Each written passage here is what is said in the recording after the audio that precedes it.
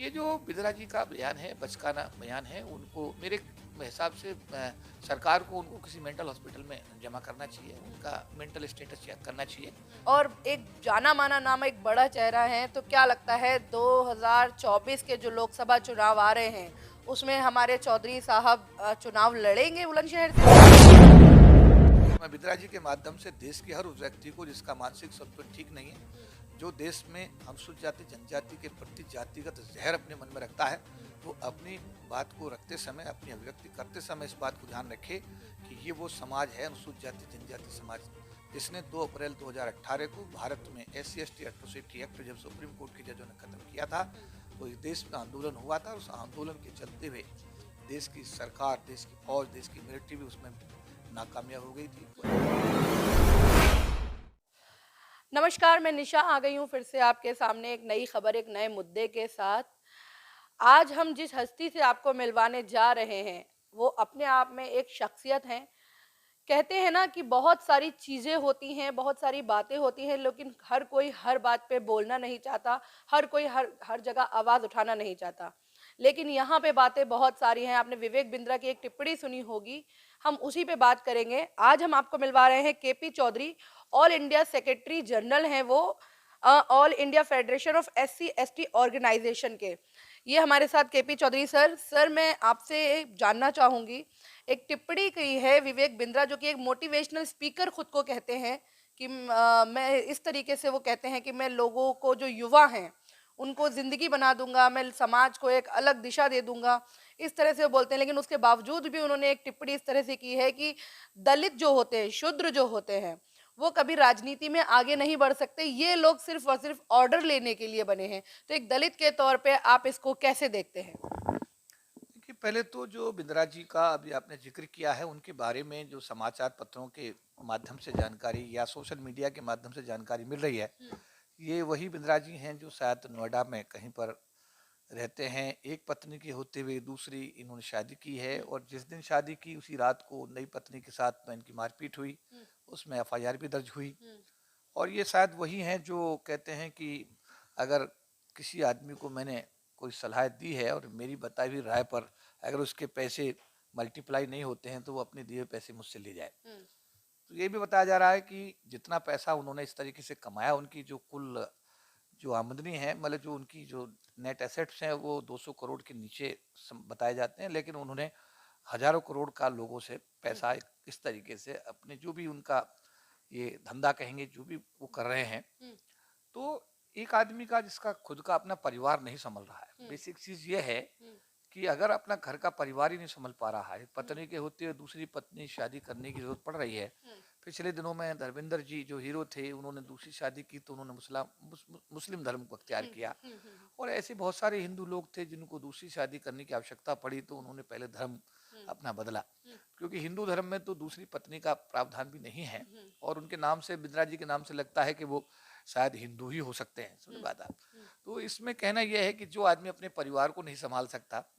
वो एक मतलब ये है कि दूसरों को मोटिवेट करे, दूसरों को सलाह दे, दूसरों को समझाए। तो जो उसकी सलाह मानते हैं, मुझे तो लगता है कि उन लोगों को भी इस पर विचार करना चाहिए कि क्या ऐसे व्यक्ति की सलाह में कोई मतलब दूरदर्शिता होगी या कोई मार्गदर्शन होगा। तो जहाँ तक इनका अभी कहना है कि दलित समाज के जो लोग हैं, वो कमांड देना नहीं जानते, लेना जानते, जैसा अभी आपने जिक्र किया। तो देखिए, भारत के देश में जितनी बड़ी कमांड बाबा साहब अम्बेडकर ने पूरे विश्व और पूरे ये समझे भारतवर्ष में एक संविधान बना करके दी, बाबा साहब की कमांड पर भारत के 130, 35, 40 करोड़ लोग चलते हैं। तो हमारे ही समाज में बाबा साहब जन्मे हैं, शेड्यूल कास्ट शेड्यूल टाइप समाज में वो जन्मे हैं।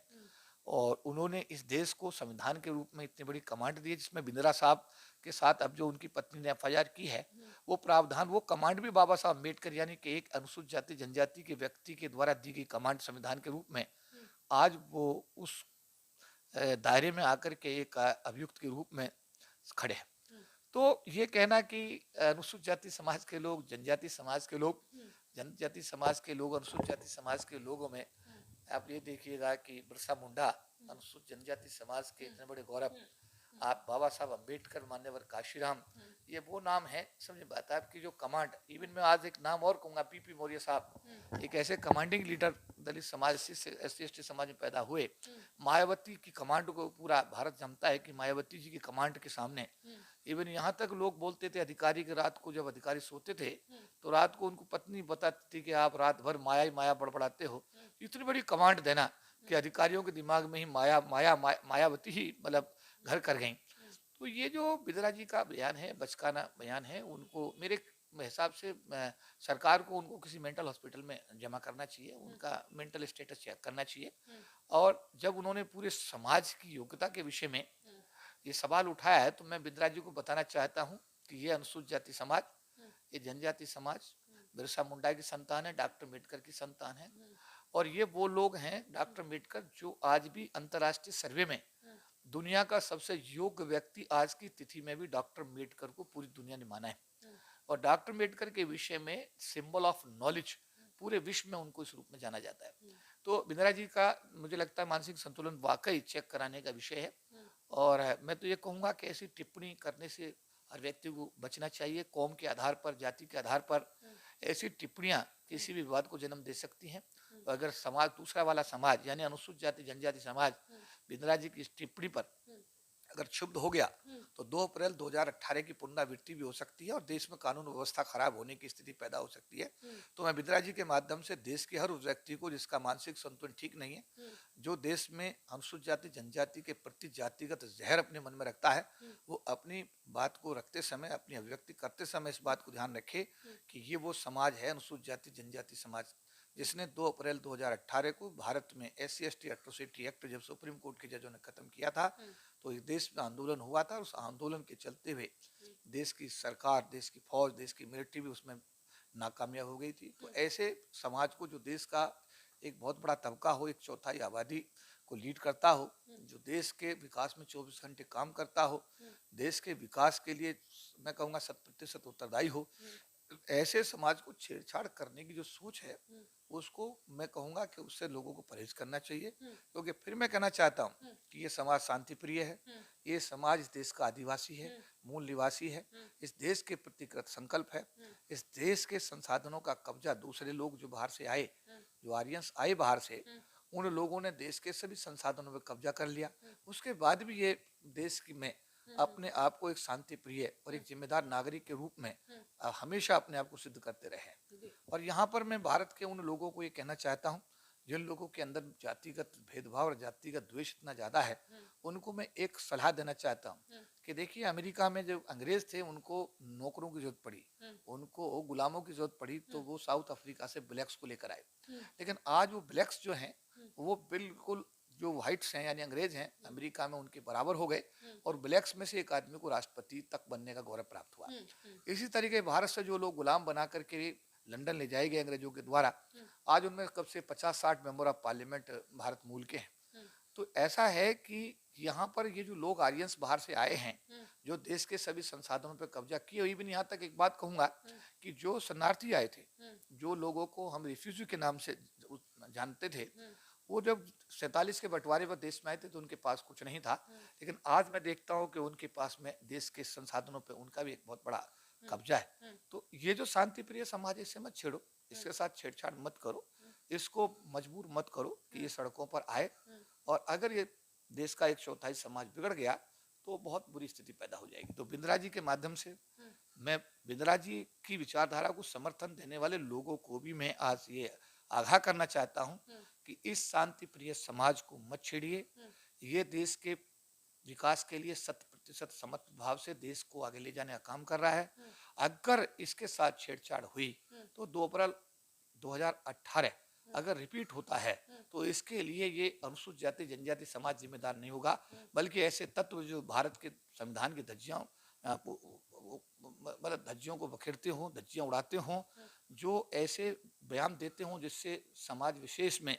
एक कहूँगा रोष पैदा हो जाए और जिससे देश में अशांति का वातावरण पैदा हो जाए। तो सरकार को चाहिए कि मिस्टर बिंद्रा की इस टिप्पणी को मतलब संज्ञान लेते हुए उत्तर प्रदेश सरकार को, केंद्र सरकार को संज्ञान लेना चाहिए और इस आदमी को तुरंत इसके खिलाफ भारत के संविधान में प्रदत्त प्रावधानों के तहत कानूनी कार्रवाई करके इसको जेल की सलाखों के पीछे भेजना चाहिए।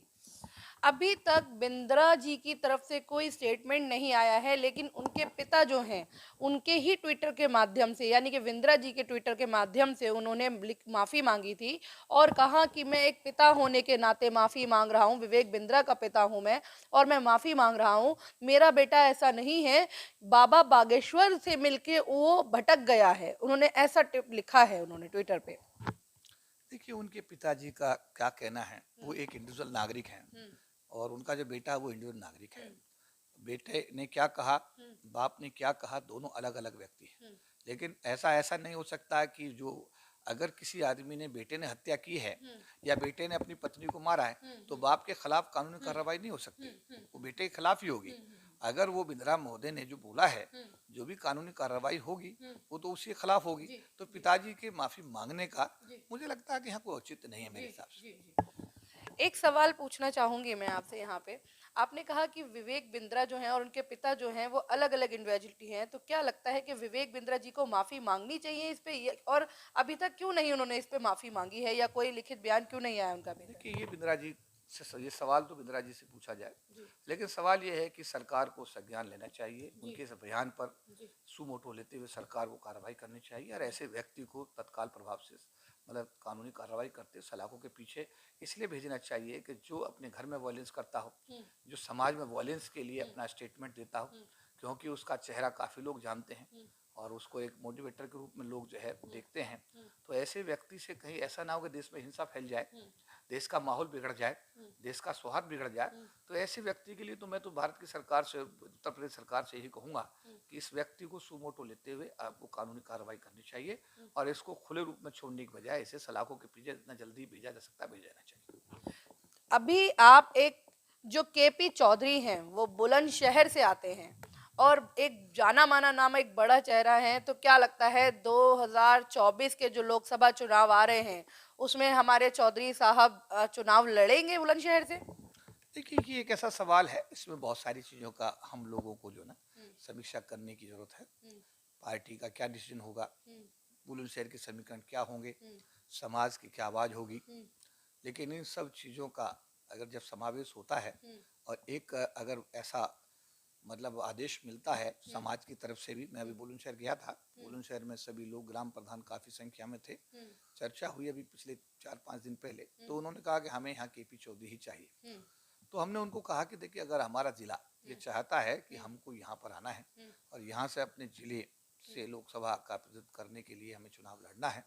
तो मैं जिले की भावनाओं का बिल्कुल आदर करूंगा, लेकिन इसके साथ साथ हमारी जो पार्टी है, पार्टी के अध्यक्ष का क्या फैसला होगा, पार्टी जब इंडिया गठबंधन के मतलब खाते में क्या बुलंदशहर की सीट कौन सी पार्टी की स्थिति में जाएगी, ये बहुत सारी चीज़ें अभी ना मैं कहूँगा कि अभी इन पर बहुत ज़्यादा अभी हमें इंतजार करना चाहिए और अभी कुछ भी कहना मुझे लगता है बहुत जल्दबाजी होगी। लेकिन यह है कि आने वाले समय में समाज की अगर आवश्यकता है और समाज की तरफ से अगर ये आवाज़ आती है, तो हमने आज तक सरकार की नौकरी में रहते हुए भी अपने समाज की आवाज़ को न केवल सुना, बल्कि उस पर हमने अमली जामा पहनाया, उसको अपने अमल में ला करके उसको हमने उसको सिद्ध करने की कोशिश की है। और अगर ऐसा कोई निर्णय भविष्य में होता है, तो जो भी समाज की आवाज़ होगी, समाज की आवश्यकता होगी, समाज का जो आदेश होगा और पार्टी की तरफ से जो भी निर्णय होगा, सबका समावेश करते हुए आगे समाज की जो तक हमने जो भी हमसे बन पड़ा है, नौकरी में रहते हुए भी, महासंघ के राष्ट्रीय प्रधान महासचिव होते हुए भी, जो भी हमसे बन पड़ा है, देश की धरती पर, विदेश की धरती पर, जहाँ जहाँ भी मौका मिला है समाज की आवाज़ उठाने का, वो समाज के सामने है। और आगे आने वाले समय में भी अगर ऐसा कोई निर्णय होता है, तो एक समाज का कार्यकर्ता होने के नाते उसका मैं आदर भी करूंगा और उसका अनुपालन करते हुए अपने समाज को आगे एक नई दिशा देने की कोशिश भी करूंगा।